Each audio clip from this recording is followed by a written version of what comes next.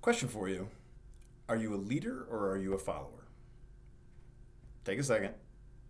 Be honest. Be honest. A lot of you think that you're leaders. I guarantee you, I bet you everybody in their head's thinking, I'm a leader. I'm in control of this, and other people would want to follow me. Is that true? And if so, if you're a leader, if you have influence over other people and you can essentially affect the actions of other people, how are you using that influence? Are you being a good leader, a positive leader? Or are you leading for negativity and destruction and dysfunction? Really examine yourself now. Because if you think that you're a leader, I would argue that you have a responsibility then being that person. And it is a burden. I'm not gonna deny that, right? Leadership is hard and it wears on you. No question about it. Some of you might even have moments where you think, man, I wish people just wouldn't look to me so much for advice or to pick them up or to motivate them or anything like that. I get it. I definitely do because it can wear you down. And then when it wears you down, like who do you go to, right? You go to your mentors. You go to the people that you look up to and that you think are acting the right way, making the good decisions that you want to make. But it is tough. But really think about that because I want you guys to. I know a lot of you. When you're here, you can't wait to be gone, and you want to be, out of this place forever. But unfortunately, some people come back, and some people come back, and they're not remembered so well, and that's because they followed the crowd, and they just, acted up and acted a fool, were disrespectful, and all the things, and they just fell into the same cycle that we see for all the types of kids that come in who don't choose to stand up and just make changes that they need to. A few months ago, one of the coolest things that I've seen happen, I think, ever since I've been here, but definitely in a long time, just involving humans. We had a pretty big situation happening in the back where tensions were getting really high and kids were not only fighting with each other, but like they were like it was getting to the point where people were trying to rally units against staff. And we had a big old gathering in Miss Jolin's classroom, and we hashed it out. We talked about it, and there were some kids who were really hostile and really trying to push that influence around and say, staff's wrong, we don't have to listen to this and all that stuff. And in the midst of all of it, two voices in particular, a couple kids who were with us, they spoke up and they said, no, you're wrong.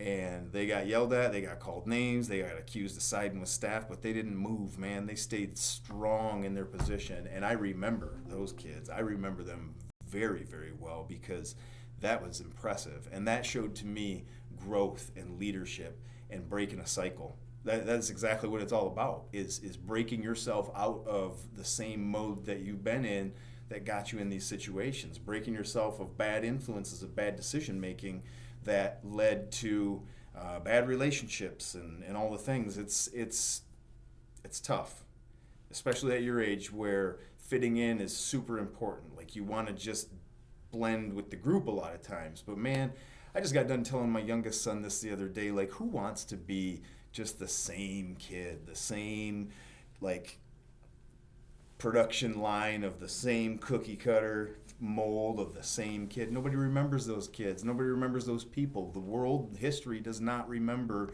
the same person who just fell into the background and didn't use their skills for good. You might not even realize the skills you have, but I promise you that we do. We see them already, and we're noticing whether or not you're using them for negative or good. So think about that, because what you're doing here is also going home to your POs, your caseworkers, parents, foster parents, grandparents, right? And they're waiting to hear that you've broken that cycle. They're waiting to make sure that they know that you've made changes, that you've broke free from all those bad habits. So are you leading or are you following? Because now's your time to lead.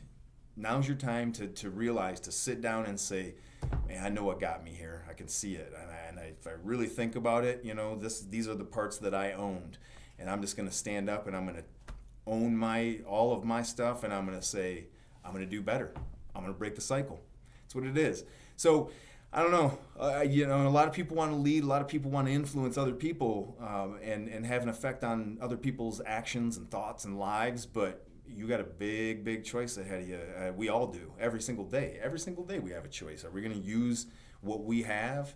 Are we going to use it for good and make a positive impact on people, or are we going to use it for negative and leave a little trail of scorched earth behind us, and people hurt in the process and all that? So that goes for your personal lives, that goes for your teachers, that goes for staff here, all of that, man. You have an opportunity to use what you have for good, and I promise you, every single one of you have a unique and awesome skill set that you might not even know about, but we see it, and we're recognizing that person's either a leader or a follower.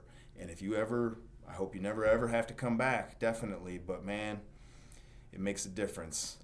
But really the big difference is whether or not you do ever show up again. If we don't see you again, we know you did it. Well, you used all of what you had and you did right and you got things together and you're in the clear, man. So be a leader. Always be a leader. And always